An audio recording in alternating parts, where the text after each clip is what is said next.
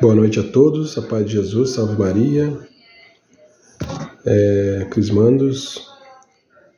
Hoje vamos fazer um resumo de toda a nossa catequese, né? Tivemos o primeiro encontro na quarta e agora no sábado, né? Falamos sobre as origens, né? A criação, né? Então, por que é importante a criação? Para saber de onde, né? De onde nós saímos, né? De onde toda a criação que Deus fez, né, a partir da evolução, né, e até o pecado, né, primeiros pecados, e depois a gente vai poder adentrar, né, em outras coisas mais relevantes, né. A origem é muito importante a gente estudar, porque a criação, para saber como o pecado entrou no mundo, né, como a gente foi criado, né? Então, a criação fala que Deus criou o céu e da terra, né? Vocês podem pegar a sua Bíblia no Gênesis, capítulo 1, né? A gente vai começar aqui. A criação, né? No princípio, Deus criou o céu e a terra. Isso é importante, porque Deus criou o céu, né? Os seres espirituais, os anjos, os arcanjos, os querubins, né? Toda a milícia celeste. E depois Deus foi criando a terra, né? Progressivamente, não foi aos poucos, né? Devemos entender que o livro do Gênesis, né? Não devemos ler ao pé da letra, né? É uma forma poética, né? Deus não criou, né? Sabemos que Deus não criou de um dia para o outro, né? Deus tem o poder, mas também nós sabemos que a criação, né, ela demora. A criação é progressivamente. Quando Deus fala um dia, criou no primeiro dia, quer dizer que seja no primeiro dia, né? É uma evolução. Então a gente deve... a Bíblia é um livro de fé. Então é um livro que é destinado à fé. Não é história, né, nem geografia, mas a ciência, né? Apesar de ser um livro antigo, né? Tem muitas coisas similares ao que a teoria da ciência ela explica, né? A teoria do Big Bang, né? Que é a teoria da evolução do macaco, né? Então, os primeiros homens. Então, a gente lê, né? No princípio, Deus criou o céu e a terra. Então, ele criou os anjos, os arcanjos, os querubins, né? Depois começou a criar a terra, né? O sol, a lua, as plantas, os animais, né? E assim sucessivamente, né? Você pode pegar e você vai ler a Bíblia. No capítulo 1, versículo 26, é importante porque ele fala que no sexto dia Deus criou o homem, né, e a mulher, né? Façamos o homem à nossa imagem e semelhança. Por que façamos, né? Deus não era um só? Não. Deus era três, né? Deus Pai, o Deus Filho, né? Já tinha Deus Filho, né? E Deus Espírito Santo. Então, por isso que façamos o homem à nossa imagem e semelhança. Então, Deus criou, né? E isso é muito lindo, né? Que Deus criou o homem à sua imagem, né? Só nós, seres humanos, temos, né, essa bênção de ser, né? Como Deus, né? A imagem e semelhança. E ele colocou, né, o homem e a mulher para administrar toda a criação que ele tinha feito, né? Que fala no capítulo 1, Deus abençoou, frutificai, disse, e multiplicai, enchei a terra e submetei, né? Pede frutificai, né? E multiplicai-vos, ele pede, né? Multiplicai-vos, enchei a terra e submetei. Dominai, né? Você vai dominar sobre os peixes do mar, as aves do céu, as terras. Então, você vai ser superior a eles, né? É importante, né? A gente ter cuidado com os animais, mas saber que a vida humana ela é superior, né? E Deus fala que Deus, né, deu todos os alimentos, né? Aqui no capítulo 31 fala que Deus completou a sua obra, né? Depois que fez o homem e a terra, completou sua obra, e no 7º dia ele parou a sua obra, né? Não descansou, mas ele parou para que o homem terminasse, né? Administrasse daqui para frente, né? Capítulo 2, né? Capítulo 2 de Gênesis também fala sobre outra parte da criação também, como Deus criou o homem também. Ele fala que o homem, o Senhor Deus formou, né, no capítulo 2, versículo 7, o Senhor Deus formou, pois, o homem do barro da terra, e inspirou em suas narinas o sopro da vida, e o homem se tornou um ser vivente, né?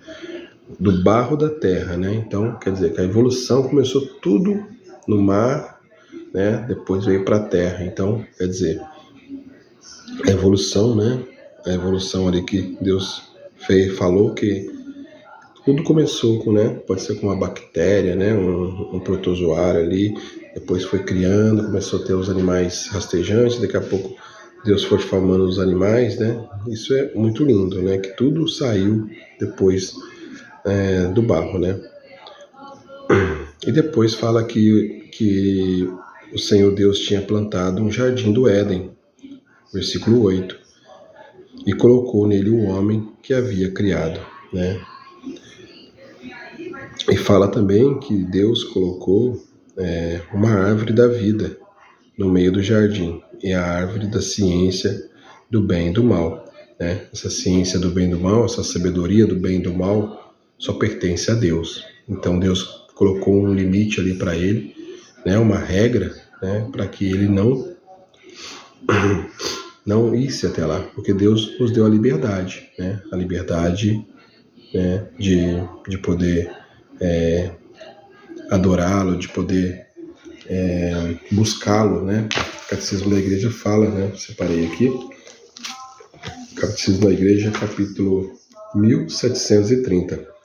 Deus criou o homem dotado de razão e lhe conferiu a dignidade de uma pessoa graciada com a iniciativa e domínio dos seus atos, né? Deixou nós livres de domínio dos nossos atos. Deus deixou o homem nas mãos de sua própria decisão, para que pudesse ele mesmo procurar seu Criador, né? Aderindo livremente a ele e chegar à plena e feliz perfeição, né? Não somos robô, nós somos livres. Né? Somos dotados de liberdade. Quando sua mãe deixa você ir a tal lugar, né? Ela sabe que pode ser um lugar perigoso, né? Ela te deu uma liberdade, né? A liberdade de você ir, né? Pode ir, meu filho, pode ir, minha filha, mas cuidado, né? Então ela sabe do risco que ela está tomando, né? Mas ela te deu essa liberdade para você ir. Só que você não pode abusar da sua liberdade, né? É o que está falando aqui. A liberdade, no capítulo 1731 do Catecismo, a liberdade é o poder baseado na razão e na vontade, né? A vontade de agir ou não agir, de fazer isto ou aquilo, portanto, de praticar atos deliberados, né? Pela nossa liberdade, cada qual dispõe sobre si o mesmo. A liberdade é o homem uma força de crescimento e amadurecimento na verdade e na bondade. Então é muito lindo, Deus nos deu a liberdade, né? E aqui na Bíblia, aqui, né, no capítulo 2, versículo 15, fala que o Senhor Deus tomou o homem e colocou no jardim para cultivá-lo e guardá-lo, cuidá-lo, né? E deu-lhe esse preceito: podes comer do fruto de todas as árvores do jardim, mas não coma do fruto da árvore da ciência do bem e do mal, porque o dia em que comeras, morrerás. Né? Então, se pessoas que querem, né, hoje em dia, viver sem Deus, né, viver essa liberdade sem Deus, né, comer desse fruto, né, a sabedoria do bem e do mal, você está querendo ser Deus. Quando você deixa Deus de lado, né, e querem satisfazer os seus próprios desejos, suas próprias vontades, né? Você está comendo essa árvore da ciência do bem e do mal, né? Não quero Jesus, né? Quero fazer a minha vontade. Quero fazer acontecer. Então, essa liberdade é muito importante. É o ponto, né, que a gente quer chegar, né? Que é essa liberdade. E outra coisa, o Catecismo fala que no 1733, né, fala: quanto mais se pratica o bem, mais a pessoa se torna livre. Não há verdadeira liberdade a não ser no serviço do bem e na justiça. A escolha da desobediência é do mal, e o abuso da liberdade conduz à escravidão do pecado. Que lindo isso, né? Deus falando aqui que o abuso da liberdade conduz à escravidão do pecado, né? São Paulo, em uma das suas passagens, fala que tudo posso, mas nem tudo me convém, né? Às vezes eu posso fazer uma coisa, mas eu sei que aquilo pode me tornar escravo daquilo. Eu tenho liberdade de usar uma droga, de beber, é uma liberdade que eu tenho, né? Mas eu tenho que ter consciência que aquilo pode me causar uma escravidão. É uma liberdade falsa, né? Que a gente chama de liberdade falsa, uma liberdade, né, que isso é uma armadilha do demônio, né, para que se torne escravo, né? Então, isso é muito importante a gente saber, né, essa liberdade que temos de escolha, né? Então, aqui mais embaixo, 1734, do Catecismo, fala: a liberdade do homem torna o homem responsável por seus atos, na medida que forem voluntários, né? Forem o progresso da virtude e o conhecimento do bem, e acesso aumenta o domínio sobre essa vontade, a vontade sobre os seus atos, né? Então, quanto mais essa liberdade está destinada a Deus, né? Você tem mais, você se torna mais livre, né? Você se torna mais livres. Quanto mais seu caminho está destinado a Deus, mais se torna livre, né? E é isso.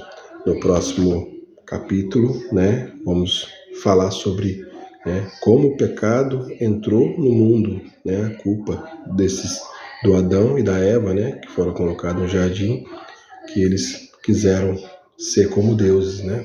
Comeu da árvore da sabedoria do bem e do mal, né? Então, no próximo encontro falaremos sobre a culpa original, né? A culpa dos nossos pecados, né? Que se arrasta até hoje na nossa humanidade. Tá? Deus abençoe a todos. A paz de Jesus. Salve Maria.